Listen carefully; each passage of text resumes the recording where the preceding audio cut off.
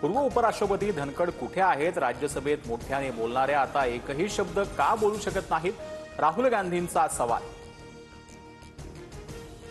केंद्रीय गृहमंत्री शहांकडून लोकसभेत 130वे घटना दुरुस्ती विधेयक सादर। गंभीर गुन्ह्यांमुळे अटक झालेल्या किंवा ताब्यात घेतलेल्या नेत्यांना पदावरून हटवण्याची तरतूद। सलग 30 दिवस जेलमध्ये राहिल्यास पंतप्रधान मुख्यमंत्र्यांसह कोणत्याही मंत्र्याला पदावर राहता येणार नाही।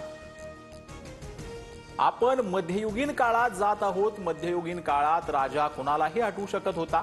130व्या घटना दुरुस्तीच्या विधेयकावरती राहुल गांधींची टीका।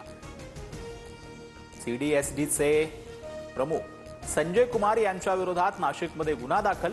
निवडणूक आयोगाच्या तक्रारीनंतर गुन्हा दाखल। मतदाराची चुकीची आकडेवारी ट्विट केल्याबद्दल संजय कुमार यांनी यापूर्वीच माफी मागितली आहे। ठाकरे बंधूंनी पतपेढीच्या निवडणुकीचं राजकीयकरण केलं। पतपेढीच्या निवडणुकीचं राजकीयकरण न आवडल्यानं लोकांनी ठाकरे बंधूंना नाकारलं। मुख्यमंत्री फडणवीसांची प्रतिक्रिया।